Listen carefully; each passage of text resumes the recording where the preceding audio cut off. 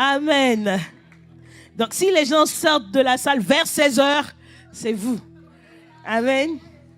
Amen. Alors, ce matin, comme je disais, la responsabilité est lourde de prendre le temps de vous apporter le message du Seigneur.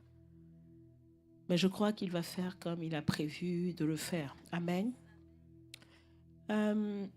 J'aimerais vous apporter un message simple.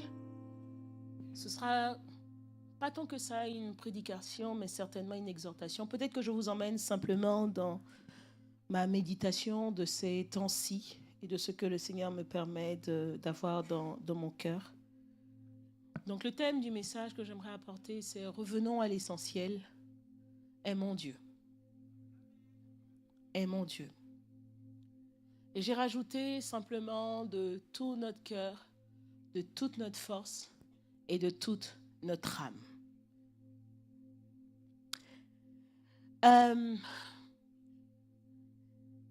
J'ai pris du temps et je prends du temps ces derniers temps parce que beaucoup de choses à faire, beaucoup de choses à accomplir, beaucoup de choses à réaliser, beaucoup de choses commencées, beaucoup de choses à terminer.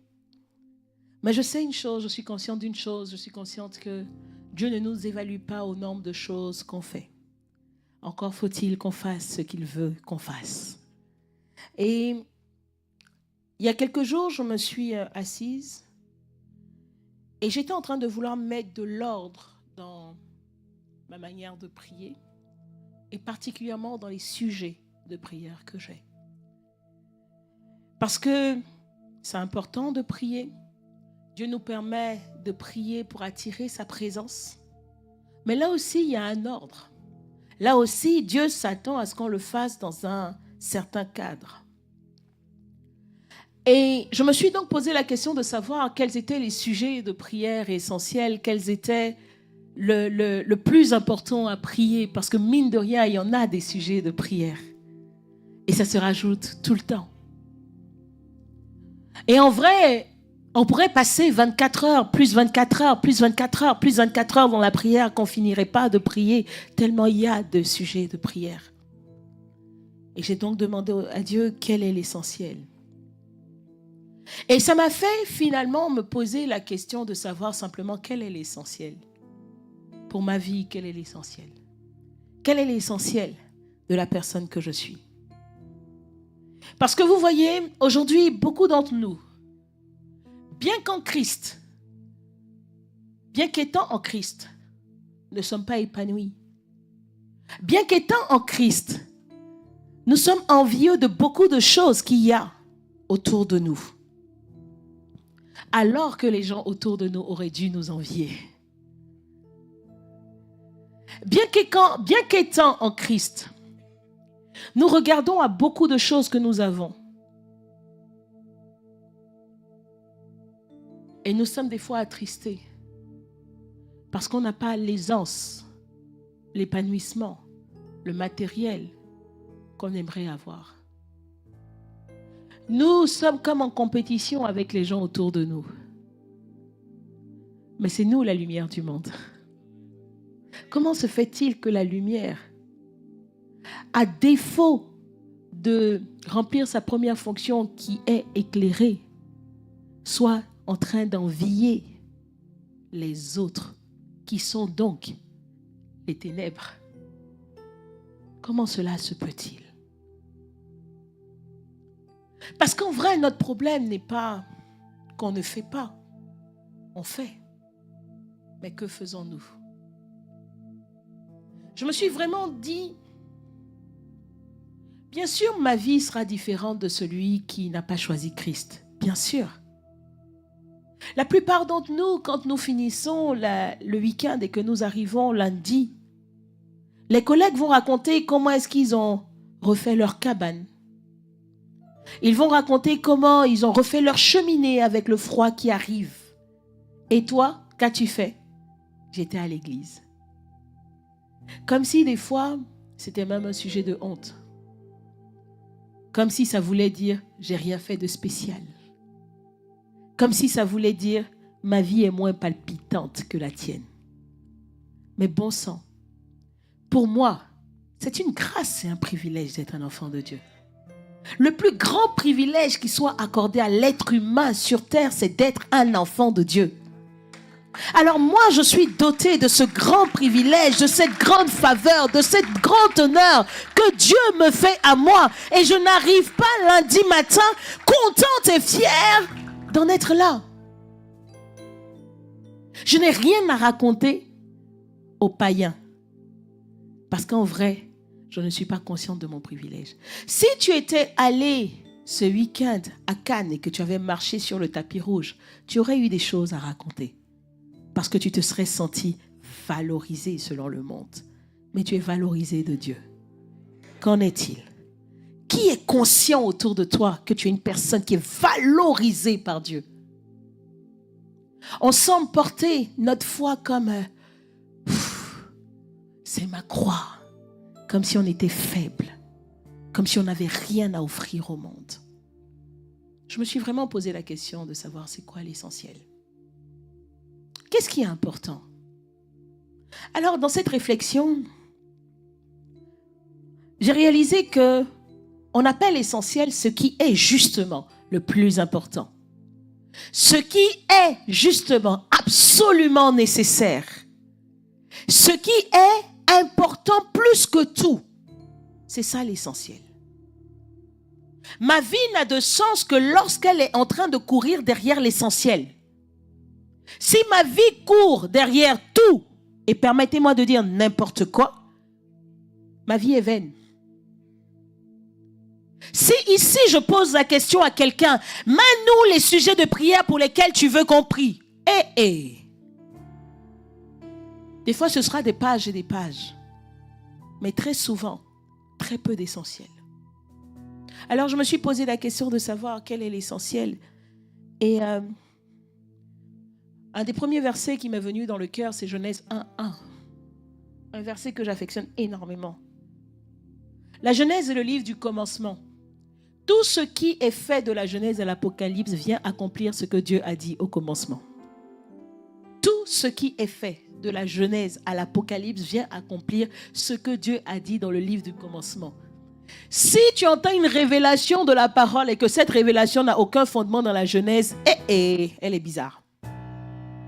Genèse 1:1, la parole de Dieu nous dit, au commencement Dieu. Alors la première réponse, c'est que l'essentiel, c'est Dieu. Bien-aimé, l'essentiel pour toi et moi, c'est Dieu. Amen. L'absolument nécessaire, c'est Dieu. Le plus important que tout, c'est Dieu. La priorité des priorités, c'est Dieu.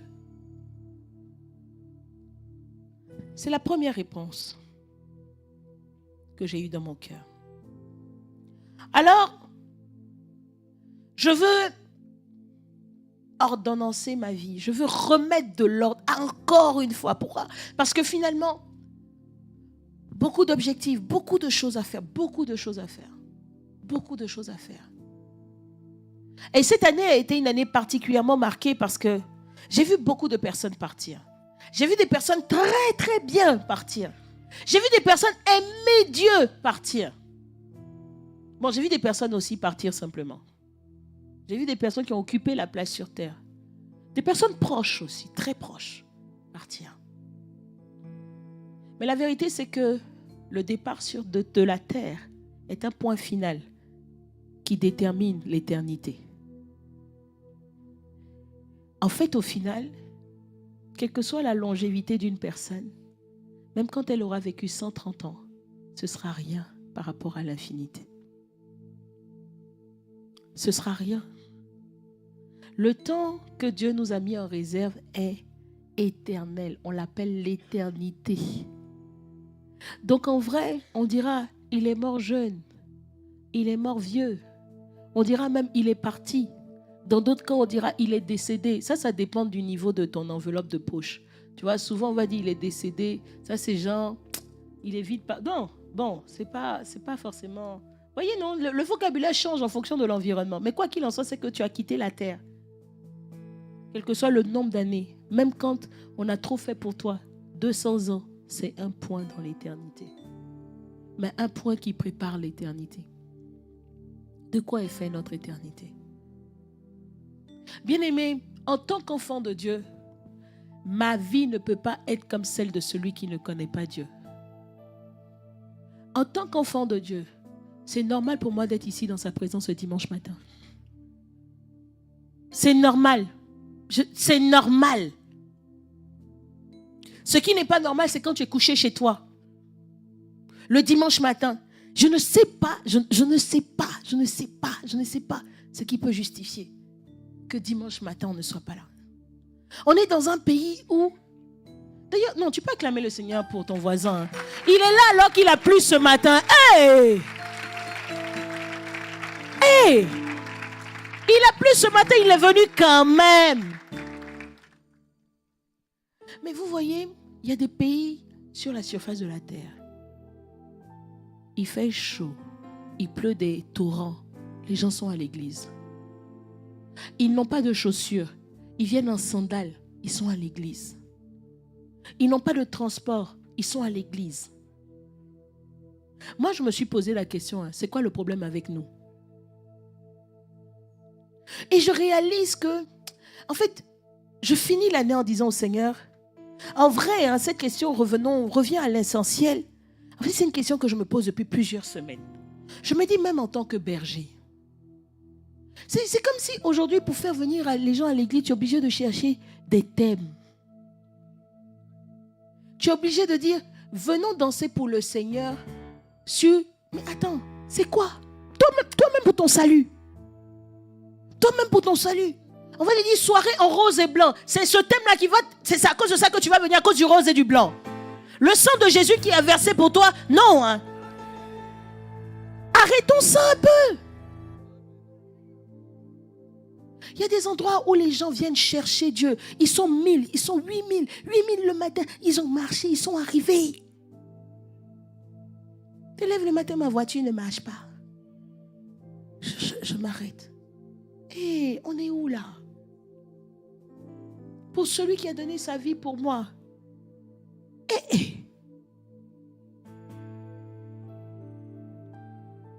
Alors je me demandais, je me dis, mais Seigneur, même dans ce qu'on fait dans l'église, c'est comme si tu es obligé de mettre une carotte. Tu vois, tu dis, la carotte. Et le chrétien lui-même a fermé, s'il n'y a pas la carotte, il ne vient pas.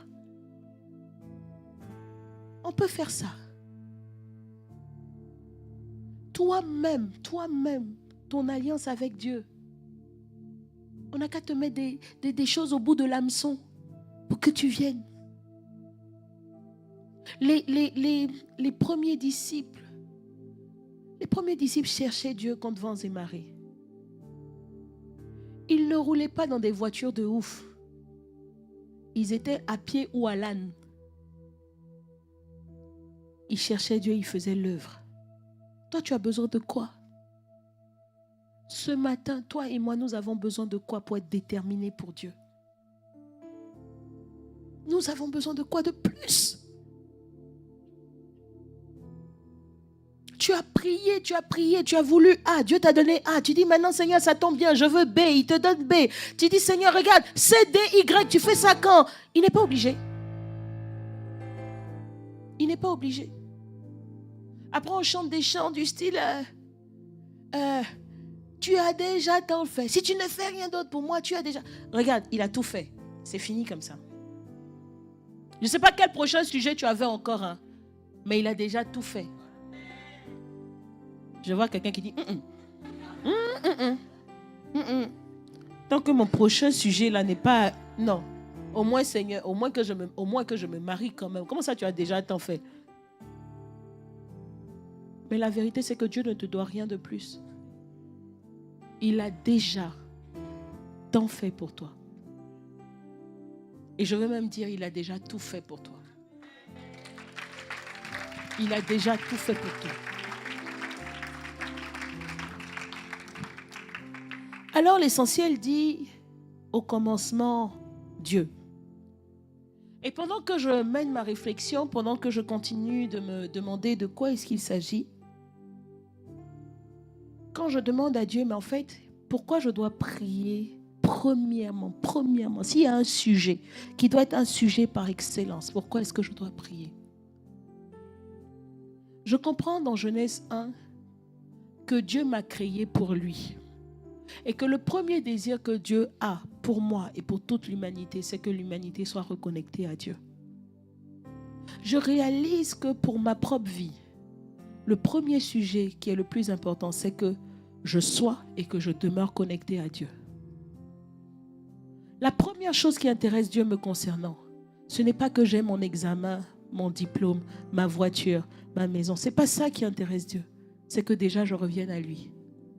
J'ai réalisé que pour toutes les personnes que je pense et que je dis aimer, le premier sujet de prière qui doit émaner de mon cœur, c'est qu'ils reconnectent à Dieu. Et j'ai vu défiler dans mon esprit toutes ces personnes que je dis aimer en me disant, si elles ne reconnectent pas à Dieu, leur vie n'a pas de sens. Ce n'est pas prier intensément pour la prochaine échéance de quelqu'un. C'est prier pour que cette personne, si elle est connectée aujourd'hui, qu'elle le reste. Ce n'est pas un acquis. Si elle n'est pas connectée à Dieu, qu'elle le soit, c'est la seule chose qui donne de la valeur à sa vie. Alors j'ai mis en premier essentiel, reconnecter avec Dieu. Demeurer connecté avec Dieu. Le psalmiste disait, ce que je désire ardemment, c'est d'habiter dans la maison de Dieu tous les jours de ma vie. Tous les jours. L'impact de la reconnexion avec Dieu est un impact qui est terrestre. Oh, bien aimé, vous voyez, il y a des choses pour lesquelles on se bat à cause de l'immensité de notre ignorance. Si je demeure tous les jours dans la maison de mon Père, qui est le créateur de toutes choses, de quoi est-ce que je peux manquer? De quelle chose? Tout lui appartient. Et moi, je suis avec lui tous les jours. C'est-à-dire que ça n'a rien à voir avec... tu vas aller quelque part, il y a le chauffeur. Quel que soit... Tu veux manger, tu veux manger, tu veux manger. Tu dis au cuisinier, je veux juste. Des fois, quand on va en mission, par la grâce de Dieu, quand nos sœurs dans le Seigneur veulent nous recevoir, elles nous reçoivent bien, par la grâce de Dieu. Ce n'est pas toujours le cas parce que tu es missionnaire. En fait, quand tu es missionnaire, quand tu passes, si tu as mangé, c'est la grâce de Dieu. Si tu n'as pas aussi, c'est la grâce de Dieu. Amen. Tu ne peux même pas te plaindre parce que tu n'as pas. Amen. Mais de temps en temps, on essaie de nous mettre un peu bien. Et quand tu vas en mission, on vous met un cuisinier. Quand on met le cuisinier, c'est-à-dire quand on dit non petit déjeuner, bon c'est vrai qu'on est en jeûne, c'est pas très bien, mais c'est pas grave, c'est pour le soir que je te raconte ça. On arrive et puis le cuisinier dit qu'est-ce que vous voulez manger? Toi-même tu es choqué par la question. Tu dis comment ça, qu'est-ce que je veux manger? Non, est-ce que vous voulez une omelette? Est-ce que vous voulez des crêpes? Est-ce que vous voulez... Tu dis waouh, il y a tout ça. Et puis tu dis une omelette. Et puis le cuisinier te dit à quoi? Tu dis ouais. Tu dis alors il dit non, je voulais au lardon, au jambon ou bien à la sardine. Je dis à la sardine, cumul de tout. Après il revient et dit baveuse ou pas? Je dis waouh, il y a les niveaux. Mais les amis, dans la présence de Dieu, on a tout. C'est-à-dire, en fait, la pensée de Dieu te précède. Tu viens, tu t'assois. Je vous assure, c'est-à-dire que je vous dis, quand tu es missionnaire, quand on va en mission, tu vas en mission, tu ne sais pas quand tu vas manger. La prochaine fois, c'est la prochaine fois. Voyez, non? Donc, quand tu viens, que tu t'assois, toi, tu venais seulement prendre l'eau chaude. Tu vois, même l'eau chaude, c'est une grâce. On allait à un moment donné, il n'y avait pas l'eau. Donc l'eau, c'est une grâce. Chaude, c'est une grâce. Tu vois, tout n'est que grâce. Donc quand tu arrives, que le cuisinier même dit, il y a le cuisinier, c'est une grâce. Il est vivant, c'est une grâce. Il existe, c'est une grâce. Et puis lui, il vient te demander, tu veux quoi? C'est une grâce. Et dans le quoi, il y a le choix. C'est une grâce. Vous comprenez un peu? Ça, c'est terrestre. Dans la maison de mon Père, il y a au-delà de ça. Donc si je suis dans la maison de mon Père, de quoi est-ce que je vais manquer? Je reviens à l'essentiel. La première chose, c'est connecter avec Dieu. Demeurer connecté avec Dieu. Bien-aimé, tu aimes les personnes autour de toi, prie pour qu'elles soient connectées ou reconnectées avec Dieu. Amen. Et j'ai réalisé que la deuxième chose, et finalement, toutes les choses qui sont essentielles, découlent seulement de cette première. Je ne sais pas d'où tu viens ce matin, je ne sais pas ce que tu traverses, mais sache que, quel que soit ce que tu traverses, la chose la plus importante, c'est que tu sois avec Dieu. S'il est avec toi, tout est un gain pour toi. Tant qu'il est avec toi, tout est bon pour toi. Et la deuxième chose, il nous dit dans Jean 16, à partir du verset 7, si on peut le prendre ensemble. Jean 16, à partir du verset 7. Il dit, et c'est Jésus qui parle, Jésus dit, cependant je vous dis la vérité. Il vous est avantageux que je m'en aille, car si je ne m'en vais pas, le consolateur ne viendra pas vers vous. Stop. Voici une grande, magnifique parenthèse qui s'élève dans l'histoire de ceux qui ont cru en Dieu. Ils ont attendu, ils ont désiré, ils ont voulu, ils ont prié, ils ont soupiré pour que la promesse de Dieu s'accomplisse. Celle qui disait, je vous envoie un sauveur.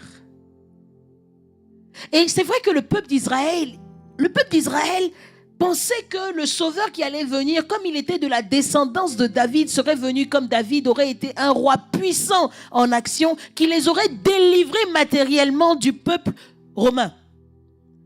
Il pensait que la délivrance dont Dieu parlait, de la même manière qu'il parlait à l'époque de David, aurait été une délivrance physique. Mais Dieu avait prévu plus.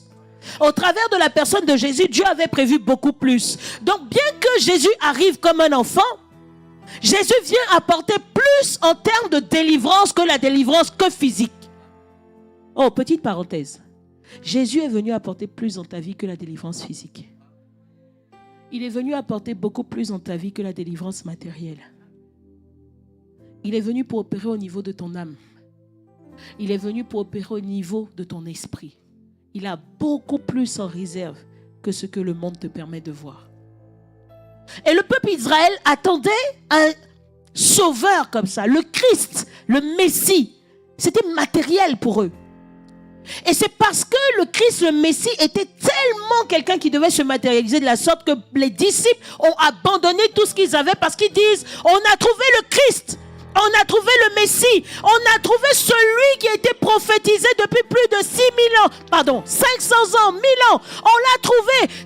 Ma vie a quel sens? Ce que je fais a quel sens? Voici Pierre qui a une entreprise qui devient fructueuse justement parce que Jésus a fait le miracle. Il a une multi-entreprise là, dans la pêche. Il laisse ça pour suivre Jésus. Le rêve de toute une vie qui vient de s'accomplir en un instant. Il laisse pour suivre Jésus. Pierre avait une femme. Il a laissé pour suivre Jésus. Comment est-ce qu'on sait que Pierre avait une femme? Il avait une belle-mère. Il a laissé poursuivre Jésus. On comprend que Pierre retournait de temps en temps chez lui. Pourquoi? Il a pu attester que la belle-mère était malade. Il a même emmené Jésus auprès de la belle-mère. Jésus a prié pour la belle-mère. La belle-mère a été guérie. Son réflexe a été de servir Jésus. Ça veut dire qu'elle savait qu'il y avait Jésus. Amen. Voici des gens qu'on croise au bord de la route. Les autres disent, j'ai trouvé celui dont les prophètes ont parlé. J'ai trouvé Jésus le Christ. Tu l'as trouvé, il est où? Je te suis, je pars avec toi. Il laissait tout parce qu'il savait que Jésus était leur essentiel. Il laissait tout parce que Jésus était l'essentiel. Et ce Jésus essentiel qui est là au milieu de l'aide des êtres humains, dit, il vous est avantageux que je m'en aille. Pour votre bien, il faut que moi je parte. Pour votre bien, il faut que je vous quitte. Ah, Jésus, are you serious? J'ai trouvé le plus précieux. Et tu me dis que toi, tu vas me quitter. La Bible dit que les disciples étaient tristes. Et c'est ainsi que Jésus leur parle. Il dit, parce que si je ne m'en vais pas, le consolateur ne viendra pas. Mais attends, avec toi, on est heureux. De quel consolateur est-ce qu'on a besoin? Il dit non, parce que dans votre cœur, il y a quelque chose que lui seul peut faire. Et il continue et il dit, car si je ne m'en vais pas, le consolateur ne viendra pas vers vous. Mais si je m'en vais, je vous l'enverrai. Et quand il sera venu, c'est ce Saint-Esprit-là qui a la capacité de vous convaincre et de convaincre le monde en ce qui concerne le péché.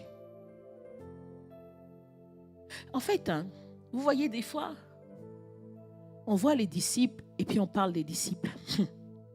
On voit Abraham et on parle d'Abraham. On voit David et on parle de David aussi. Tu as abusé. Comment tu es allé avec Bathsheba? C'est quoi ça, David? Arrête ça. Mais comment tu as tué Uri? Ah, David, tu es méchant. Mais regardez le cœur de ces gens. Ils n'avaient pas le Saint-Esprit à l'intérieur d'eux. Ils n'avaient pas la force de Dieu en eux.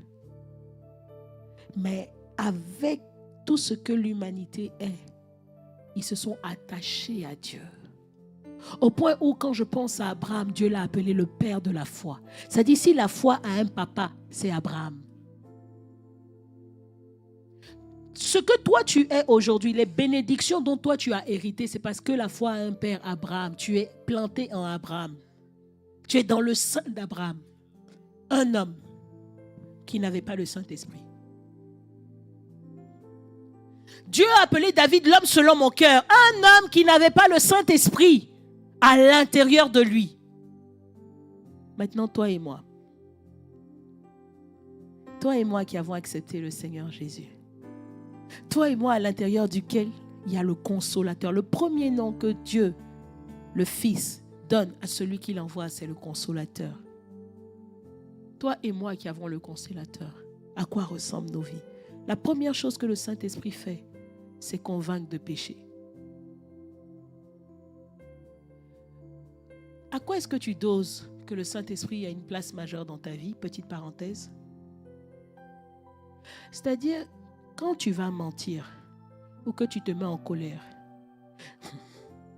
j'ai réalisé que, en fait, il y a plusieurs niveaux de communion avec le Saint-Esprit. Les apôtres priaient pour la communion. Ils priaient pour l'amour de Dieu le Père et ils priaient pour la communion avec le Saint-Esprit. La communion avec le Saint-Esprit, elle va fonctionner de façon différente. Il y a quelqu'un qui, au travers de sa communion, avant même de pécher, Dieu va lui dire « Stop, tu vas pécher ». Mais il y en a là, ils sont obligés de pécher avant que le Saint-Esprit les relève. Et puis il y en a, ils pêchent haut, ils pêchent. Ils pêchent haut, ils pêchent. Ils pêchent hier, ils pêchent aujourd'hui, ils pêchent demain. Et puis ils sont là. Aucun remords, aucun regret. Mon ami, le Saint-Esprit à l'intérieur de toi, il dort. Il dort, il dort. Il n'est pas mort, tu ne peux pas le tuer. Mais il est tout petit, sa voix est totalement inaudible. Pourquoi? La première chose que le Saint-Esprit est censé faire dans une vie, c'est convaincre de péché. Toi, il te convainc de rien. Hey! Tu n'es pas sensible à sa voix. Dis-toi, même quand tu pêches, quand on a appris que tu as péché, quand on te convoque, on va dire, as-tu réalisé? Réalisé quoi? Mais là, tu as vu cet acte. Quel acte? Ah non, pasteur, c'est parce que je voulais venir le dire. Hein. Mais en fait, mon ami, le Saint-Esprit était avec toi dans ton péché. Hein. Il te regardait. Ça fait quoi? C'était hier. Il a déjà tout vu. Tu appréhendes l'homme, l'être humain. Nous, on est qui? Nous-mêmes, on va nous chasser de Rouen bientôt. Nous, on est qui? On est venu pour une mission. On va faire notre mission. On va partir. On est qui? Tu appréhendes l'être humain? Tu appréhendes le pasteur? Mais le pasteur est qui? Là, c'est sûr, il ne faut pas mal me parler quand même. Un peu de quand même. Mais nous ne sommes pas vos dieux. Dieu vous voit. Dans vos colères du lundi au dimanche, Dieu vous voit. Dans toutes les portes que vous ouvrez dans vos vies, Dieu vous voit. Le Saint-Esprit est assis sur une chaise dans vos vies et puis il attrape sa tête. Il dit lumière du monde. Waouh! Seul de la terre. Waouh! Celui qui est censé porter les nations vers Dieu. Waouh! Il est choqué. Mais nous, on fait quoi dedans? Nous, dimanche, on arrive seulement pour te dire, s'il te plaît, donne un peu de place au Saint-Esprit, s'il te plaît, laisse un peu Dieu faire dans ta vie, s'il te plaît, regarde, Dieu t'appelle à beaucoup plus que marcher dans la boue et manger la boue, regarde, s'il te plaît, laisse le péché. Nous, on est là juste pour te rappeler, sinon lui-même, il est avec toi tous les jours. Il ne t'abandonne pas. Au point où Jésus est venu sur terre et dit, les amis, laissez-moi partir, c'est mieux pour vous que je m'en aille, pour que le Saint-Esprit soit inside, à l'intérieur de vous. La première chose que le Saint-Esprit fait, c'est convaincre de péché. C'est la première chose. Il ne dit pas, il est préférable pour vous que je m'en aille. Le Tout-Puissant, la puissance, celui qui vous donnera le don des miracles. Non, il dit le Consolateur. C'est doucement, c'est tranquille. L'œuvre qu'il fait est une œuvre patiente. L'œuvre qu'il fait est une œuvre de profondeur. Avant d'être visible, avant d'être éclatante, avant d'être bruyante, c'est dans les profondeurs. C'est la première chose qu'il fait. La première chose qu'il fait, c'est vous convaincre de péché pour que vous-même vous soyez alignés. Parce que tant qu'il y a le péché, tout ce qu'on donne à Dieu n'est pas de sa nature. Donc il dit avant tout, c'est pour vous rendre comme lui que le Saint-Esprit est là. Et le Saint-Esprit aura d'autres actions. Le Saint-Esprit, par exemple, en deuxième point, il dit que le Saint-Esprit est celui qui convainc aussi en ce qui concerne la justice. Qu'est-ce qu'il est bon de faire? Et le Saint-Esprit convainc du jugement. Amen. Ça, c'est ce que le Saint-Esprit est venu faire. Donc, après avoir connecté avec Dieu en première option, la deuxième chose, c'est de laisser le Saint-Esprit agir à l'intérieur de nous. Alors, le deuxième sujet de prière majeure, c'est Seigneur, Saint-Esprit, prends le contrôle, je te prie. Prends le contrôle, je te prie, je ne sais pas faire. Tu es censé me convaincre de justice. C'est-à-dire, qu'est-ce qui est bon, qu'est-ce qui n'est pas bon. Je ne sais pas, je ne suis pas trop intelligente pour savoir ce qui est bon, n'est pas bon. Mon intelligence est cataloguée, mon intelligence est structurée par ce que l'éducation m'a apprise. Mais toi, Saint-Esprit, j'ai réalisé une chose. La science dit qu'il est bon de dormir en moyenne 8 heures par jour. La question que je me pose, c'est est-ce que Jésus dormait 8 heures par jour? La science a-t-elle créé Dieu? Non. Mais je ne dis pas que ce que la science dit est mauvais. Ils le disent en fonction des données dont ils disposent. Mais je sais qu'il y a une donnée supérieure qui est celle de Dieu. Je vous raconte ce témoignage. Pasteur Yvan nous disait toujours, il faut bien manger, il faut bien manger, il faut bien manger. Il faut manger correctement, il faut manger ceci, il faut manger cela, ce qui est une très bonne chose. Amen. Et puis un jour, il y a quelqu'un qui lui a posé, je me souviens, on était en mission à Cotonou. Et puis il y a quelqu'un qui lui pose la question simplement et qui lui dit, oh pasteur, vous êtes toujours et tout, vous faites toutes ces missions, vous êtes toujours en bonne santé. Oui, on ne vous voit jamais malade. Et puis il a répondu au Seigneur, oui. Il a répondu à la personne, oui, c'est le régime strict que j'ai. Je sais ce que je mange, ces trucs. Il nous témoigne que dès qu'il a dit ça, il a entendu folie. Et dès qu'il a entendu ça, il a été pris d'un rhume bizarre. Mais bizarre. Alors il nous disait, ah les amis, j'ai mal à la tête. Ah, je me sens bizarre.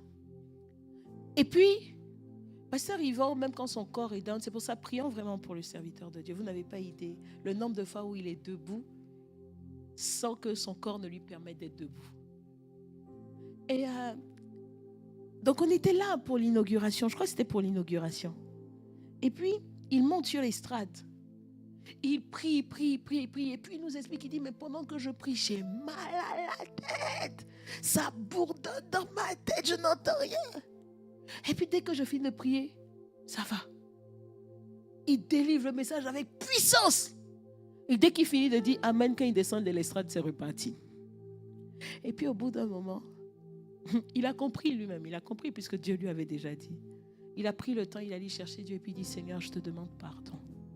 Si j'ai la santé que j'ai, ce n'est pas par mes forces, ce n'est pas par mes œuvres, mais c'est uniquement par ta grâce. C'est uniquement par ta grâce. C'est uniquement par ta grâce. Vous savez, on veut faire beaucoup de choses pour Dieu, mais on oublie que faire toutes ces choses impose que Dieu soit en premier. On oublie que tout ce que nous sommes n'est que grâce de Dieu.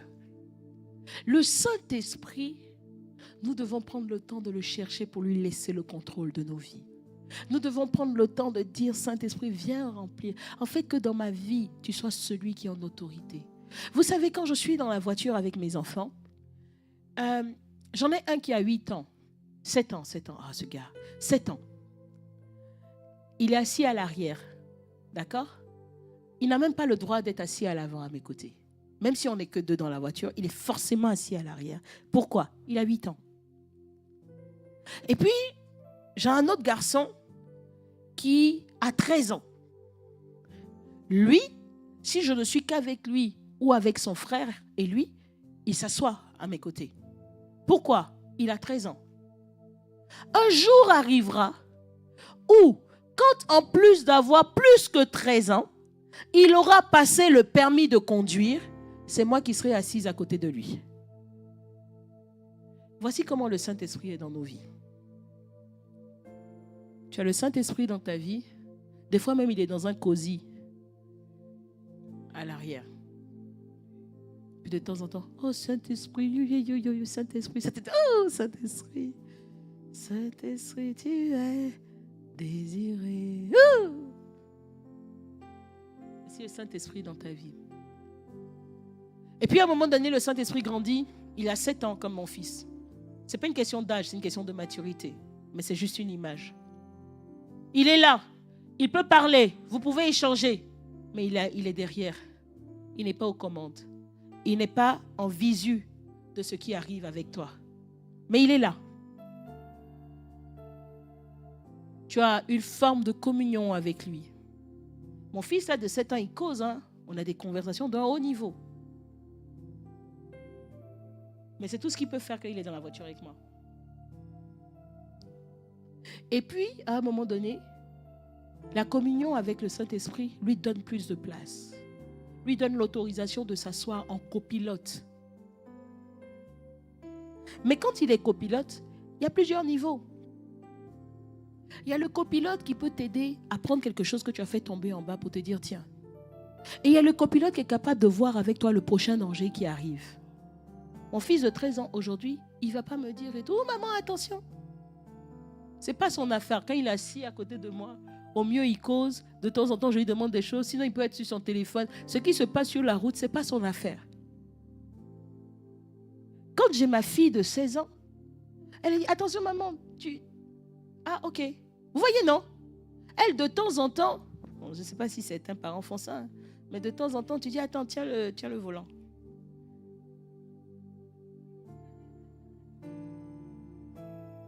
Vous voyez, non? Je ne vais pas faire ça avec Ifed. Vous comprenez? Parce que c'est la communion avec le Saint-Esprit qui fait qu'on donne de plus en plus de place au Saint-Esprit. D'ailleurs, excusez-moi,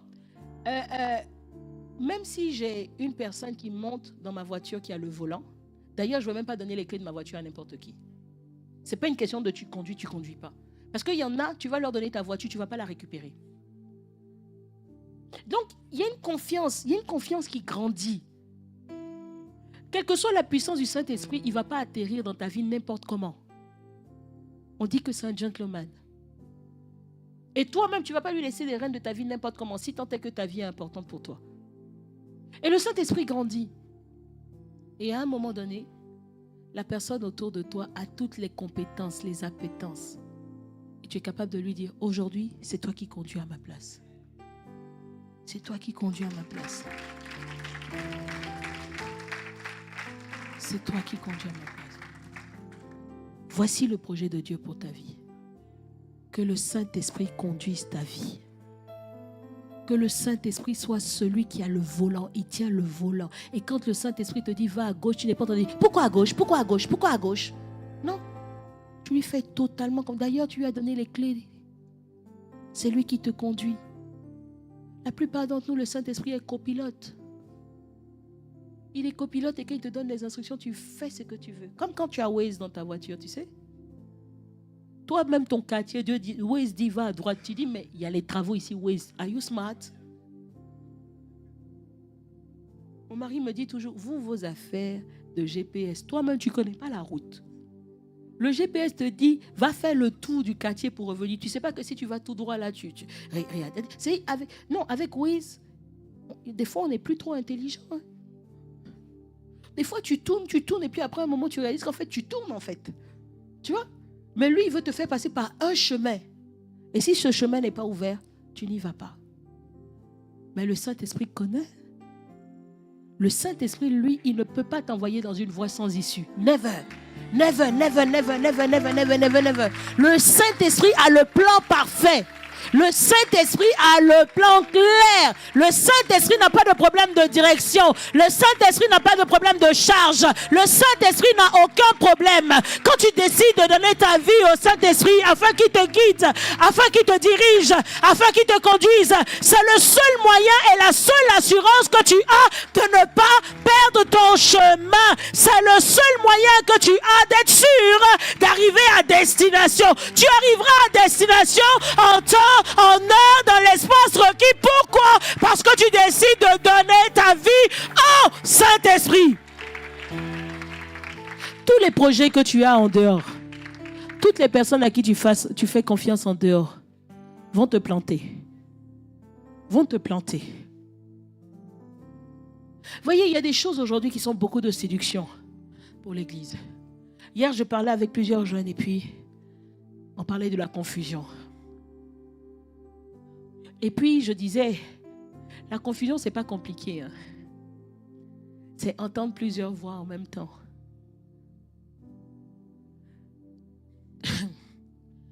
Il y a plusieurs moyens d'aller à Paris, non? Si tu veux, tu peux aller à pied. Tu sais ça? Tu sais que tu peux aller à pied à Paris? Ça te prendra quelques heures, mais tu peux aller à pied. Si je parle uniquement de moyens, tu peux aller à pied, tu peux aller en voiture, tu peux même aller en avion. Pour aller à Paris, tu peux quitter Rouen, aller à Amiens, aller à Paris. Tu peux prendre la 13 et aller directement. Tu peux prendre la départementale, passer par Cergy et arriver à Paris. Il y a plusieurs moyens pour aller. Maintenant, imagine, au moment où tu dois démarrer, il y a 4 personnes qui t'expliquent comment aller à Paris par un moyen. Est-ce qu'une d'elles a tort? Non. Ça crée la confusion. La confusion, c'est vrai. Beaucoup de fois, il va y avoir la confusion avec un esprit contradictoire. Donc un esprit qui veut te perdre et qui va dire va à droite alors que le chemin est à gauche, n'est-ce pas? Mais ce n'est pas que ça la confusion. La confusion, c'est entendre beaucoup de voix en même temps. C'est simplement entendre beaucoup de voix en même temps. C'est-à-dire quand tu as fini le culte ici, toi tu vas écouter le culte de vase d'honneur. Toi tu as fini le culte ici, tu dis non, je dois aller encore écouter le culte de pasteur Carambéry. Tu écoutes 5 voix, c'est pas mauvais. J'ai dit, les 4 voix dont je parle là, elles t'emmènent tout à Paris. Mais comment tu fais pour être en train d'aller à pied, en voiture, en avion? Si tu veux aller en avion, il y a un seul aéroport à côté d'ici, là, c'est Bose. Si tu ne passes pas par Bose, il est Bose ou Bose, peu importe comment tu appelles. C'est B2OS. Si tu veux aller en avion, il y a un seul point de départ. Donc si c'est celui qui est en train de t'emmener en voiture, qui t'explique comment aller en avion, tu es perdu, tu es confus. Est-ce que c'est mauvais? C'est pas mauvais. Alors un jour, on était en réunion pastorale et puis l'apôtre Yvon nous dit, ah oui, non mais il y a un homme de Dieu qui est bien là. Joshua Shulman, vous le connaissez? Je dis, apôtre, c'est qui? Quoi, tu ne connais pas Joshua Shulman? Ah non, je ne connais pas. Comment ça, tu ne connais pas Joshua? Qui le connaît? Vous êtes bien. Moi, je ne le connais pas. Jusqu'à aujourd'hui, je ne le connais pas. Je connais maintenant de visage, mais je ne sais pas ce qu'il prêche. Et j'ai dit à l'apôtre Yvon, j'ai dit, Daddy, pardon, hein, mais nous autres là, si tu n'as pas invité quelqu'un sur l'estrade, on ne le connaît pas. Ma vie n'est pas compliquée. Si pasteur Yvon n'a pas invité quelqu'un sur l'estrade d'ICC, je ne le connais pas. Et quand il a fini d'inviter que la personne est partie, je ne la connais plus. C'est pas que ce qu'il dit est mauvais. L'apôtre Sanogo, c'est tonton. J'aime énormément l'apôtre Sanogo. Ses messages nous bénissent.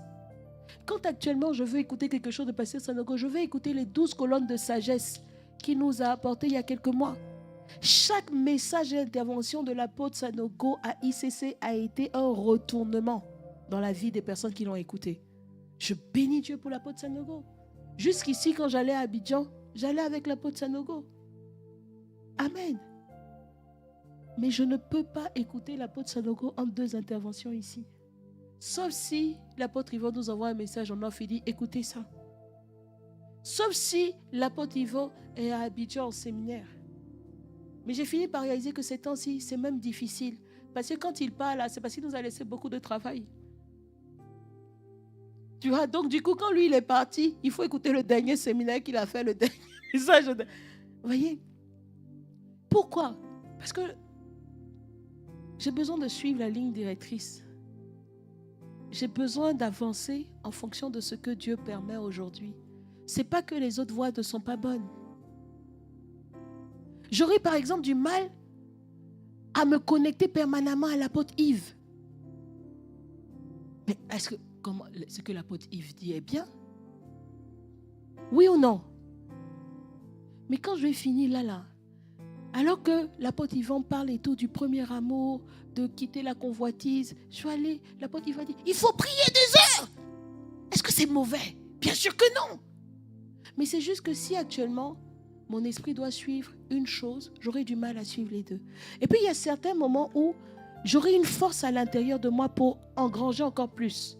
Donc là, je vais retourner, je dis, ce message dont l'apôtre Yves parle sur la prière, je sens qu'il faut que j'intensifie. Donc je pourrais me permettre, mais je ne peux pas me permettre de laisser ce qui m'est servi à la maison, si je peux dire ça comme ça, et puis d'aller écouter là. Et puis après, tu dis, mais en fait, tu reviens dimanche prochain, tu as oublié le message de dimanche précédent, mais tu es perdu. Tu es perdu, il n'y a pas de fil conducteur. Tu arrives au cours prochain, le cours précédent, tu l'as oublié. Tu as juste oublié. Si je demande à quelqu'un, c'était quoi le message du dimanche précédent, ne réponds pas, pardon.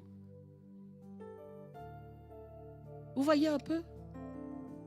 Il y a des chrétiens sur cette terre qui ont accès à très peu de choses. Aujourd'hui, Internet nous a fatigués. Pourquoi avec Internet, le poids des chrétiens n'est pas plus fort? Pourtant, la parole est disponible, versée, comme quelqu'un dirait, voir. Pourquoi est-ce qu'on n'est pas plus fort? Si pour X ou alpha raison, tu n'as pas été au culte le dimanche, tu as le moyen de réécouter le culte du dimanche. On fait quoi avec? Ça, c'est quelqu'un peut-être qui dormait. Vous savez, il fut une époque où nous autres, quand on a commencé avec le Seigneur, en tout cas quand je suis arrivée ici, le dimanche, j'avais mon carnet de notes, je prenais mes notes. Et quand à la fin du culte, je voyais qu'un frère, qu'une soeur n'était pas là, je l'appelais. Et puis je pouvais lui dire ce que le pasteur avait dit au travers de mes notes. On ne fait plus ça. Pourquoi? La parole est disponible. Mais le frère même qui n'était pas là, pendant qu'il n'était pas là, il était sur téléfoot. Alors qu'il avait l'opportunité d'être en direct. Il avait l'opportunité d'être en direct. Je me souviens quand j'ai accouché de ma première fille, qu'on retournait à l'église. C'est-à-dire que j'ai été absente 2 cultes. J'ai été absente 2 cultes après mon premier accouchement. Mais ça faisait mal. Pendant que j'étais à la maternité, il y a une sœur qui est venue me voir. Et elle est venue me voir, elle m'a donné le dernier chant de louange du moment. Et puis j'étais en train de me dire, je ne connais même pas le chant de louange là. Tu te sentais has-been. Tu n'étais pas au culte 2 dimanches. Toi, tu ne te sens pas has-been quand tu n'es pas au culte. Moi, quand je ne suis pas au culte le dimanche, bon, franchement, je ne sais pas dire combien de fois ça arrive. C'est très, très, très rare. Mais quand je ne suis pas ici le dimanche, ici par exemple, ok? Ici, c'est ma maison locale. Amen. Quand je ne suis pas ici le dimanche, quand je reviens, j'ai l'impression que ça fait des mois que je n'ai pas été là. Ça m'a manqué. Voyez, non? Toi, on ne te manque pas. Toi, on ne te manque pas. Absent. Comme ça. Les amis, ce n'est pas normal qu'avec la technologie, notre soif de Dieu soit diluée. Ce n'est pas normal. Ce n'est pas normal que notre quête de l'esprit ne soit pas ardente malgré tous les moyens à notre disposition. Si tu n'es pas content, tu peux mettre la Bible audio. Si tu n'es pas content, toi, tu as commande au matin. T'as dit les sorciers qui te poursuivent, même si tu dormais, tu peux te réveiller et puis dire, écoutez. Même si toi-même tu ne veux pas prier, tu dis, je m'associe à la voix de l'apôtre Yvan. Apôtre, parle. Il y a des délivrances, on fait des délivrances. Pendant la délivrance, tu dis à la personne, il y a quelqu'un qui est à côté de toi pendant la délivrance, tu dis, mets les 2 heures de consécration de prière. Prière de feu, même prière de feu. Je vous assure, c'est impressionnant. Tu mets prière de feu. Quand tu prends mon téléphone, si tu mets prière de feu, c'est à partir d'un moment, puisque j'ai écouté prière de feu il n'y a pas longtemps. Donc, ça va prendre peut-être à la minute 15. Sur le cas de délivrance sur lequel tu es, l'apôtre commence à parler. Bon, il a parlé il y a des années. La parole qu'il dit, c'est la parole de la situation. La parole qu'il déclare. Ça dit, la dernière fois que ça m'est arrivé, on met l'audio. L'apôtre commence à prier. J'étais tellement ébahie que j'ai dit seulement, augmente le son. Et puis l'esprit répond à la prière. Non. L'apôtre dit, vous sortez. Il dit, non, on ne sort pas. J'ai dit, mais là, tu as fait quoi? Seigneur, fortifie l'esprit de ta servante. Fortifie l'esprit de ta fille. Seigneur, fortifie. Toi, tu es observateur. Il dit, j'envoie le feu. Non, pas le feu. Il dit, c'est bien. Hein? La puissance de la parole. Comment? La puissance de la parole. On n'a pas le droit d'avoir des vies tièdes avec tout ce qui est à disposition aujourd'hui. On n'a pas le droit. Tout est disponible. Le feu, au travers de la parole, au travers de la louange, au travers de la célébration, est disponible. Tu fais quoi avec? Apparemment, la semaine dernière, beaucoup ont reçu leur bilan d'usage. Les sites qu'ils écoutent le plus. La vraie vérité est sortie. Alors, si tu me dis que tu as écouté 1000 heures sur la chaîne de l'apôtre Yvan, c'est pas normal. C'est pas normal que ta vie soit comme quand tu as écouté 2 heures. C'est pas normal. La deuxième chose que nous devons chercher plus que tout, c'est la communion avec le Saint-Esprit. Le Saint-Esprit, c'est le Dieu que Dieu a laissé, pas en dehors de toi, à l'intérieur de toi, pour te guider tous les jours. C'est-à-dire que quand on va dire Amen, quand tu vas partir, le Saint-Esprit part aussi avec toi. Hey! Même si tu es méchant, il part avec toi. Alors je disais au premier culte, je ne sais pas si je peux vous dire ici, parce que ici vous avez déjà mangé le midi. Mais vous voyez, le Saint-Esprit, on a tendance à croire qu'il s'est déposé dans chacune de nos vies quand on s'est fait baptiser des fois. Ça, c'est tous les mythes. Mais vous savez que le Saint-Esprit ne vient pas forcément parce qu'on s'est fait baptiser. Corneille nous explique qu'il a reçu le Saint-Esprit avant de passer par les eaux du baptême. Amen. Donc le Saint-Esprit est libre de venir dans la vie de qui il veut, quand il veut. Amen. Il vient quand on accepte le Seigneur Jésus. Mais en fait, il ne fait pas que venir quand on accepte le Seigneur Jésus. Il s'active quand on accepte le Seigneur Jésus. Quelqu'un se souvient de quand il a accepté le Seigneur Jésus? Peut-être pour la première fois. Te souviens? Alors, je racontais tout à l'heure au premier culte que j'étais en Guyane cette semaine. Et puis je suis rentrée dans le bureau pastoral et j'ai vu ça. J'ai pas vu l'argent là-bas. J'ai vu ça. J'ai trouvé ça excellent. Comme quoi, il faut sortir souvent de chez ça. Je crois que c'est juste pour ça que je suis allée en Guyane. Certificat de naissance spirituelle. Et c'est un certificat qui donne à tous ceux qui acceptent le Seigneur Jésus comme leur Seigneur et Sauveur. Amen. C'est parce que tu n'as pas eu ça que tu ne te souviens pas du jour où tu as accepté le Seigneur. C'est parce que tu n'as pas eu ça que tu as accepté une fois, 2 fois, 3 fois et actuellement tu ne sais pas si tu dois accepter encore. Amen. Le jour où vous avez accepté le Seigneur Jésus, souvenez-vous, quand vous y repensez, vous voyez que, en fait, il a été là tout votre parcours. En fait, vous réalisez que ce qui a permis de récolter votre attachement à Jésus en cet instant n'a pas commencé en cet instant. Vous réalisez que quand vous étiez petit, vous avez ouvert un livre, on vous a dit ça. Vous réalisez que vous avez fait ci, vous avez fait ça. Quelqu'un est venu dans votre vie, il vous a parlé de ci. C'était une discussion banale. Mais en fait, vous refaites le film de votre vie le jour où vous avez accepté. Quelqu'un a déjà fait ça? Aïe. Quelqu'un a déjà fait ça? En vrai, le Saint-Esprit est là. Le Saint-Esprit est sur terre. Amen.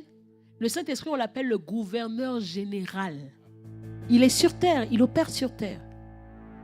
Et quand on accepte le Seigneur Jésus, on est en train de dire, maintenant tu peux opérer dans ma vie. Maintenant tu peux agir dans ma vie. Maintenant tu peux croître dans ma vie. Maintenant je veux discuter avec toi pour augmenter la communion avec toi. Amen. Alors, la deuxième chose, je disais donc essentielle, c'est de vraiment prendre le temps de cultiver la présence du Saint-Esprit. Ça doit même être un sujet de prière. Saint-Esprit, accorde-moi la grâce de faire de toi mon meilleur ami, de faire de toi celui qui m'accompagne en tout temps. Que ce ne soit pas un ami silencieux. Il n'y a aucun ami qu'on a à côté de nous qui nous donne des instructions et qui ne coûte jamais. Si tu as un ami comme ça, au bout d'un moment, on dit, mais ton ami, tu dis mon ami. Quand je lui parle, il n'écoute pas. Vous savez, parce que quand on a un ami, on va dans la même direction.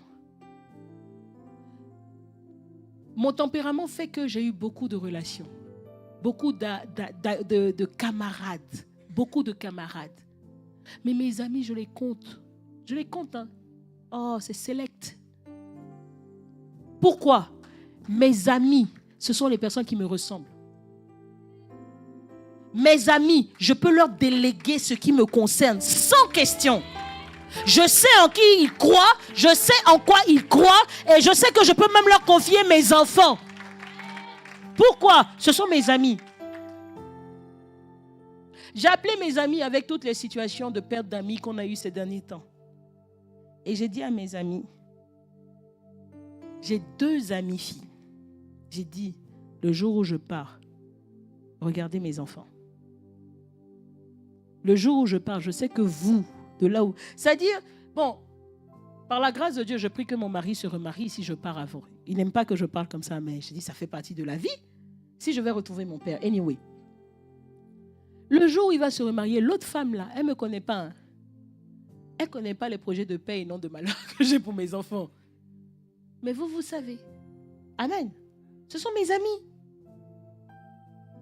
Les amis, vous êtes ensemble. Mes amis, je n'ai même pas besoin de dire quelle est ma volonté pour quelque chose. À ce stade-là, elles savent. C'est pour ça que je les appelle mes amis. Elles savent. La vérité, c'est que mon mari, c'est mon ami aussi. Il sait. Bon, mais si un jour, il doit se remarier, elle va l'embrouiller un peu. Hein. Elle va emmener ses lois. Voyez, non, c'est ça seulement qui va mélanger. Voyez, non? Mais un ami, mon mari sait. Il sait de quoi j'ai besoin, il sait.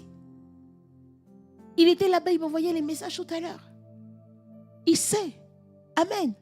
Mais quand le Saint-Esprit devient ton ami, là où le Saint-Esprit dit à gauche, tu n'es pas en mode discussion. Là où il dit à droite, tu n'es pas... Tu dis, mais tout à l'heure, on a tourné encore à gauche, non? Tu lui fais confiance, là. Il t'a démontré qu'il était capable. Un berger me demandait, mais pasteur, on fait comment quand une âme, chaque fois que tu lui parles, elle ne t'écoute pas?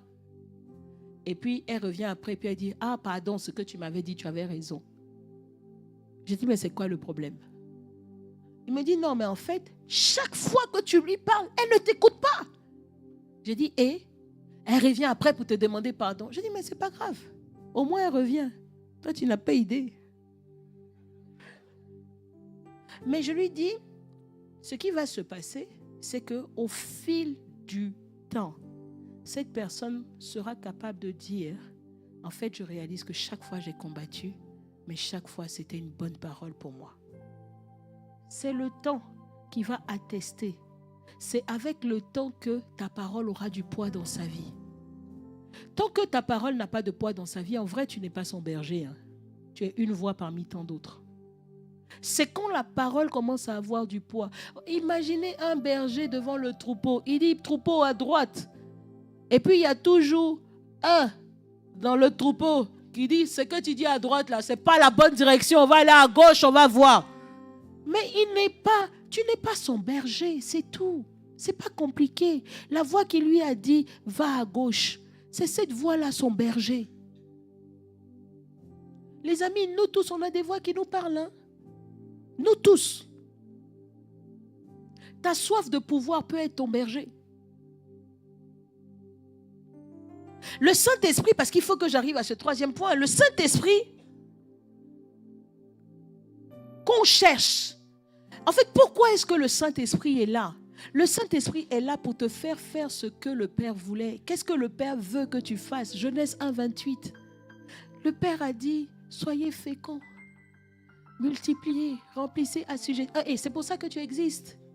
À l'origine, avant que Satan ne te perturbe, tu étais là pour être fécond, remplir, multiplier, remplir, assujettir et dominer. C'est les 5 raisons pour lesquelles Dieu t'a suscité. C'est pour ça. Maintenant, quand le Saint-Esprit vient, que tu le pries, il dit, donne-moi les rênes de ta vie, je vais te faire accomplir ce que le Seigneur veut. Et donc, la troisième chose importante pour Dieu, c'est que tu accomplisses ta destinée. C'est ça la troisième chose. Après que le Saint-Esprit soit ton guide, il est ton guide pour t'aider à accomplir la destinée. C'est tout ce qui intéresse Dieu là. Tu penses que ça intéresse Dieu que tu sois multimilliardaire? Non. C'est pas ça l'objectif, c'est pas ça. L'objectif, c'est que tu accomplisses ta destinée. Maintenant, aucune ambassade n'envoie son ambassadeur pour qu'il soit un rienneux dans le pays où on l'a emmené. Aucun ambassadeur aucun pays n'envoie un ambassadeur en disant « Débrouille-toi si tu accomplis la mission, gloire à Dieu ». Non. Donc tout le reste, ce ne sont que des moyens. Ce ne sont que des moyens.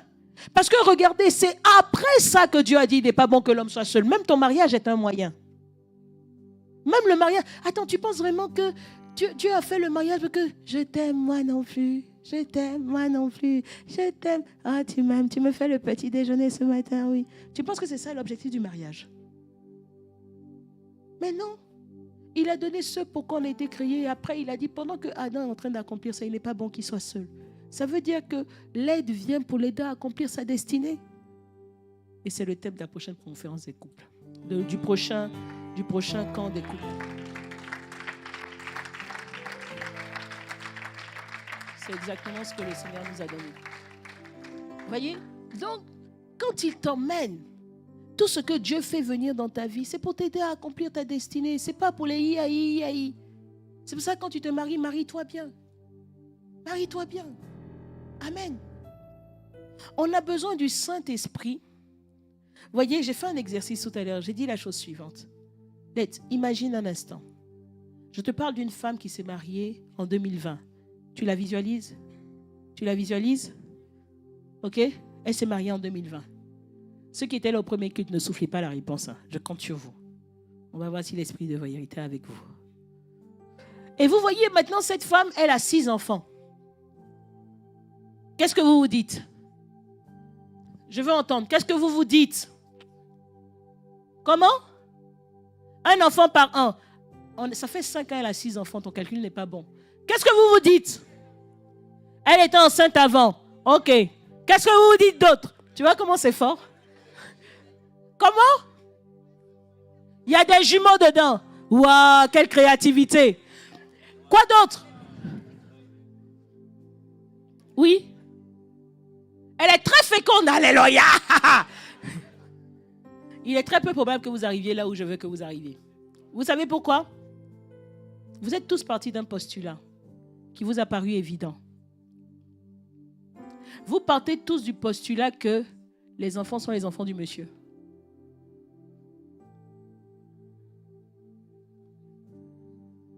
Pourquoi? Parce que c'est une évidence intégrée dans l'esprit de l'être humain. Elle est mariée, donc. Amen. Personne n'a mis en doute, ce ne sont pas les enfants du monsieur. Ce qui aurait pu être le cas. Mais tout le monde commence à compter. 5 ans, 6 enfants, comment cela se peut-il? Maintenant, je peux vous poser une question. Tu es un enfant de Dieu, n'est-ce pas? Tu es en alliance avec qui? Les projets que tu portes, ils sont de Dieu?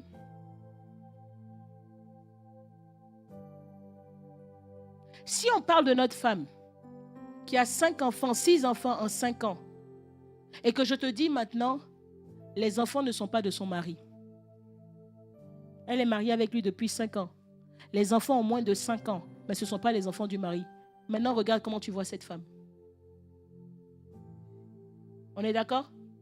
Maintenant, je ramène, toi, les projets que tu portes, alors que tu es en alliance avec Dieu. Tu es comment?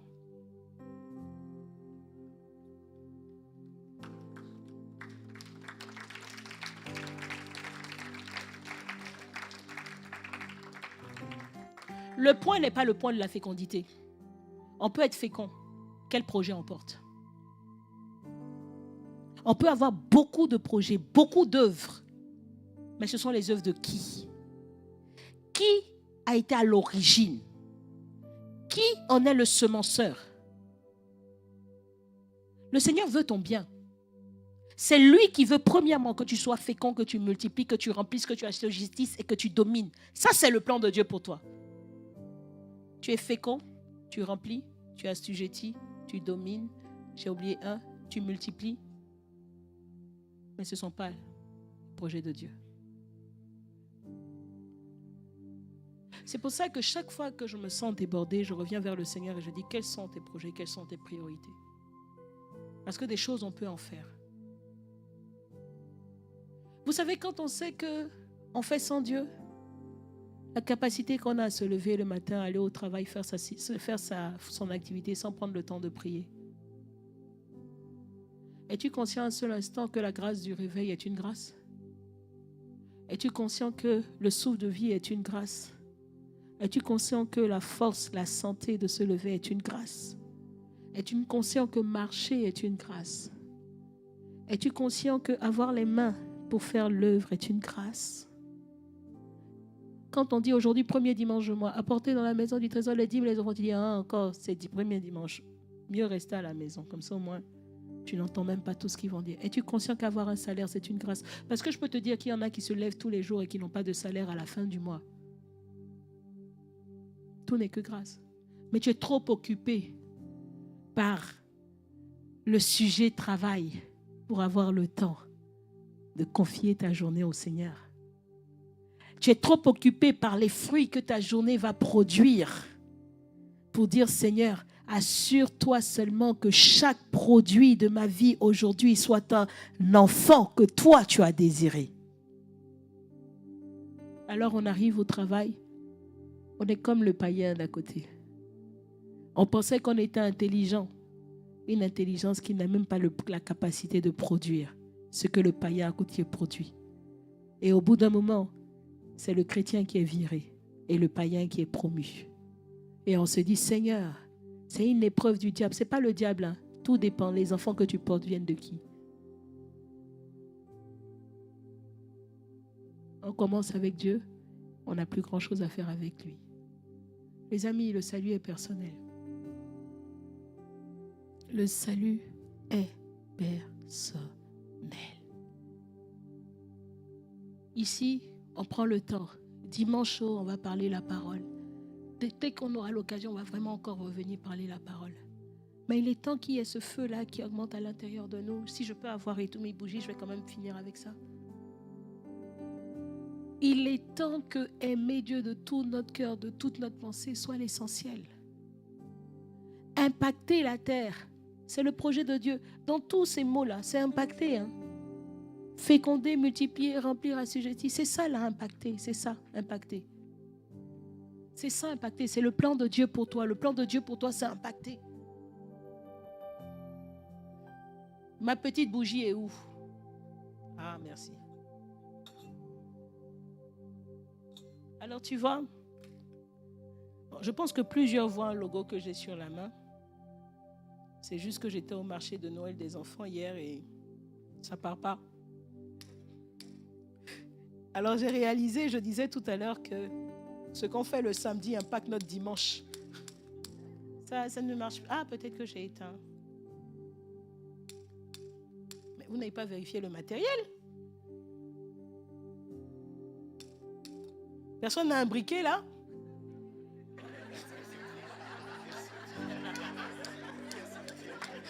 Bon, c'est bon, vous êtes concentrés. Ah, elle en a un. Cela ne nous regarde pas. Tu peux le mettre ici. On va dire que le Saint-Esprit t'a inspiré ce matin et il a mis dans ton sac un briquet à ta propre insu. Alors voici ce sur quoi je veux terminer. Vous voyez, quand on commence notre marche avec Christ, nous sommes comme cette petite bougie qui est allumée et est activée par le Seigneur. Nous sommes juste comme ça. Et elle éclaire. Si on était dans une salle toute sombre, cette bougie aurait éclairé. Elle n'éclaire pas par sa taille, elle éclaire parce qu'elle est la lumière. Cette lumière, je vais la mettre en rapport avec le Saint-Esprit à l'intérieur de nous. Mais l'objectif de Dieu, c'est que notre lumière soit beaucoup plus dense qu'un tout petit feu. Dieu veut que nous devenions plus grands, plus intenses. Regardez l'intensité de la flamme. Elle n'est pas la même. Si j'avais pris une bougie encore plus grande, l'intensité aurait été encore plus grande. Dieu veut que l'intensité de notre lumière augmente. C'est ça le projet de Dieu. Dieu veut que notre impact soit plus grand. On n'a pas à forcer. Ce que lui fait, c'est nous laisser. Il remplit ce qu'on lui donne. Si tu lui donnes un petit vase comme celui-là, il va remplir. Si tu lui donnes un moule, comme le moule dans lequel cette bougie a été construite, il va remplir. Et puis ton feu va éclairer. Plus long, plus intense, plus longtemps, il va briller, il va impacter. Ça, c'est le projet de Dieu pour ta vie et pour ma vie. Il dit que pour passer de là à là, je n'ai pas tout le temps. Il nous donne un chiffre, il nous parle de 3 ans. Mais ni toi ni moi ne quitterons forcément la terre au bout de 3 ans de conversion. Ça veut dire que Dieu attend que nous devenions beaucoup plus grands. Mais trop souvent, la 3e étape qui consiste à être fécond, multiplier, remplir et assujettir, nous prend tellement la tête que ça devient de la convoitise. On commence à chercher ces choses plus que chercher Dieu. On commence à chercher les choses que Dieu donne plus que le Dieu qui donne ces choses. Et ces choses viennent atténuer le feu. Et ce que j'ai réalisé, c'est que ces choses ne viennent pas que lorsqu'on est petit. Elles peuvent même venir quand on est beaucoup plus grand. Elles vont quand même atténuer le feu. Au point où, des fois, elles ont la capacité d'éteindre le feu. Bien-aimé, être chrétien, ce n'est pas un titre. C'est un qualificatif qui a été donné à des personnes qui faisaient comme Christ. Du vivant de Jésus, le mot chrétien n'a jamais été employé. C'est ceux d'Antioche qui, presque 30 ans après le départ de Jésus, ont dit « Ce sont des chrétiens, ils font comme le Jésus dont on a entendu parler. » Mais pour beaucoup d'entre nous aujourd'hui, être chrétien, c'est juste un intitulé. Et quand quelqu'un vient te dire « Pasteur, j'ai rencontré quelqu'un », tu dis « C'est qui ?»« Ah non, c'est un chrétien. » Tu veux dire « Comment est-ce qu'il est attaché à Dieu ?» Pourquoi? Parce qu'être chrétien, ça ne veut rien dire aujourd'hui. Bien-aimés, nous devons apprendre à revenir à l'essentiel. Aimer Dieu. Aimer Dieu de tout notre cœur, de toute notre âme, de toute notre pensée. Il n'y a pas de place pour chercher l'argent plus que Dieu. Il n'y a pas de place pour ça. Il n'y a pas de place pour aimer ses enfants plus que Dieu. Il n'y a pas de place pour ça. Est-ce qu'avoir des enfants, c'est une bonne chose? Bien sûr que oui. Qui nous donne la capacité d'être fécond? Est-ce qu'avoir un travail, c'est une mauvaise chose? Mais bien sûr que oui. Qui nous dit que la terre attend avec un ardent désir la révélation des fils? Est-ce que Dieu veut que les plus pauvres aient de quoi se nourrir? Bien sûr, il permet l'associatif. Il n'y a rien qui existe, même quand Satan a copié, que Dieu n'ait voulu des fois. Mais parce que nous avons soif d'impact, nous oublions la première chose essentielle, la connexion à Dieu. Aie tout ce que tu veux. Si la source de la semence, ce n'est pas Dieu, ça détruit le matériel même. Aie tout ce que tu veux. Si la source n'est pas Dieu, tu es comme cette femme en alliance avec Dieu et qui fait des enfants dont Dieu n'est pas le Père. C'est ton choix.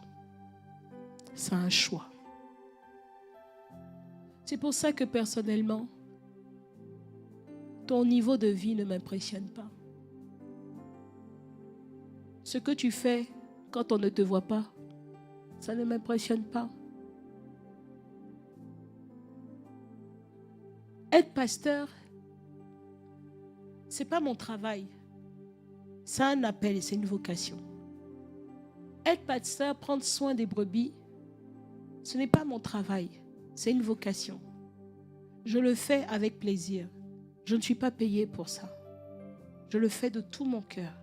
Pourquoi? Parce qu'en tant qu'enfant de Dieu, c'est parce que j'aime Dieu que je le sers. C'est parce que je l'aime que je le sers. C'est parce que j'aime mon époux que je prends soin de mon époux. Personne ne m'a forcé à l'épouser. D'ailleurs, le jour de la dot, à 4h du matin, mon père m'a appelé avant d'aller au travail. Il m'a dit, ma fille, je pars, je reviens à 15h, c'est la dot. Donc, il faut me dire avant que je ne parte, là, il est 4h, ta mère est là, te voici, me voici. Est-ce qu'on t'a forcé? Je dis, ah papa. Non, on ne m'a pas forcé. Il dit, donc pour moi c'est simple. Quand je reviens le soir, si on fait cette cérémonie, je ne veux jamais entendre parler de divorce. Il dit, d'accord papa. Tu ne sais même pas de quoi il parle. Tu n'es même pas encore rentré dedans. Il t'a déjà mis les... C'est clair. C'est clair. J'avais la... Tu ne sais même pas ce que tu vas dire. Est-ce que c'est sage? Est-ce que c'est pas sage? Est-ce que c'est truc? Mais c'est parce que j'aime mon mari que je fais ce que je fais pour lui. C'est parce que j'aime Dieu que je sers Dieu. Personne ne peut dire j'aime Dieu et je ne le sers pas. D'ailleurs, petite parenthèse, j'atterris, hein, mais vraiment, les gens qui disent j'aime Dieu mais j'aime pas l'église, là, tu as un problème. Hein? Non, mais tu as un vrai problème. Hein? Choisis l'église que tu veux. Fais ça vite. Hein? Mais tu ne peux pas aimer un gars et détester son épouse. Hein? Tu es bizarre. D'ailleurs, toi, tu aimes la tête et tu détestes le corps. Mais tu es bizarre. Les principes de Dieu sont simples. Ce n'est pas l'algèbre compliquée.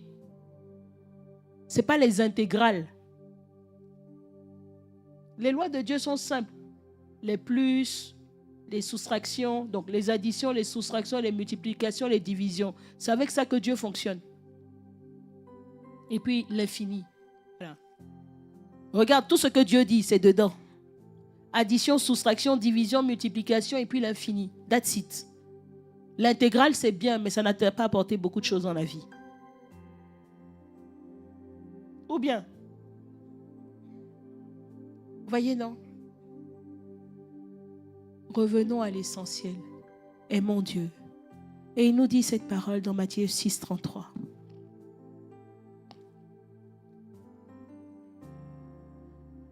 Il est mon créateur, il sait de quoi j'ai besoin. Il sait que j'ai besoin de manger, il sait que j'ai besoin de me vêtir. Regardez, c'est tellement important. Le Dieu lui-même qui nous a créés tripartite, corps, âme et esprit. C'est lui qui va ignorer qu'on doit manger tous les jours. C'est lui qui ne sait pas que tu dois boire tous les jours. C'est lui qui ne sait pas que tu dois t'habiller tous les jours. Lui-même qui a fait le premier vêtement de l'homme. Il ne sait pas qu'il faut que tu t'habilles. Il ne sait pas que tu ne peux pas te déplacer sans véhicule. Il ne sait pas. Prenons un peu Dieu au sérieux là. Comment ça se fait que ces sujets soient des sujets d'une telle inquiétude qu'on oublie que c'est lui notre Dieu?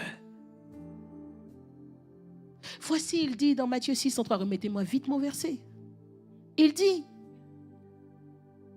cherchez premièrement le royaume de Dieu. Bon, il dit le royaume et la justice de Dieu.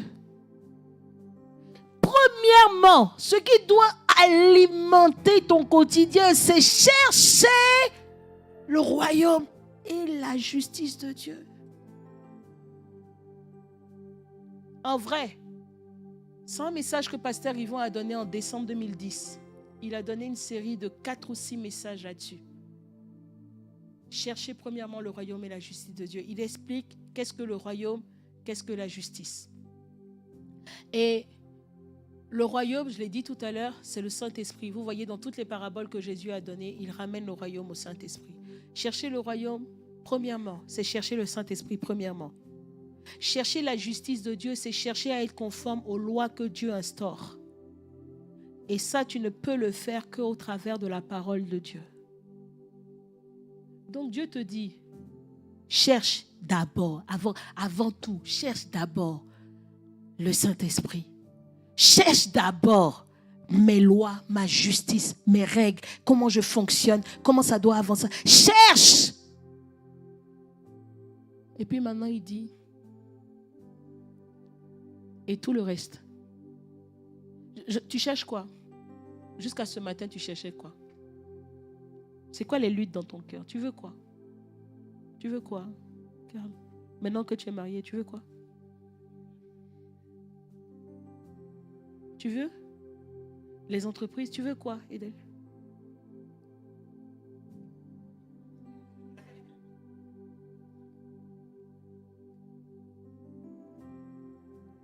Bon, ça, c'est une autre prédication, ça. Regardez le temps, tu veux quoi? Tu dois savoir ce que tu veux. Amen. Mais regardez, premièrement, le royaume de Dieu. Et il dit après, vous pouvez lire avec moi? Vous pouvez répéter et vous pouvez redire encore? Bon, plus haut, il a cité toutes ces choses. C'est le manger, le boire et tout ça. Tout ce que tu veux est dans toutes ces choses. Toutes tes soifs sont dans toutes ces choses. Toutes tes faims sont dans toutes tes aspirations sont dans toutes ces choses. Tout est dessus. Je réalise une chose, c'est que dès qu'on se trompe d'objectif, dès qu'on commence à mettre une partie de toutes ces choses avant, on oublie Dieu. Alors que Dieu a prévu toutes ces choses pour nous. Voici le plan de Dieu pour toi. Cherchez d'abord, cherchez premièrement le royaume de Dieu. Et tout à l'heure, au premier culte, on prenait ce chant qui dit « Cherchez d'abord le royaume de Dieu et sa justice. Et toutes choses vous seront données en plus. Alléluia, alléluia. Qui ne connaît pas le chant? Waouh! Waouh! On n'a pas de commencer Dieu au même endroit. Hein? Alors on va le chanter pendant qu'on est en train d'atterrir, si vous voulez bien vous tenir debout. Si une parole doit rester dans nos cœurs, cherchons premièrement le royaume de Dieu et sa justice.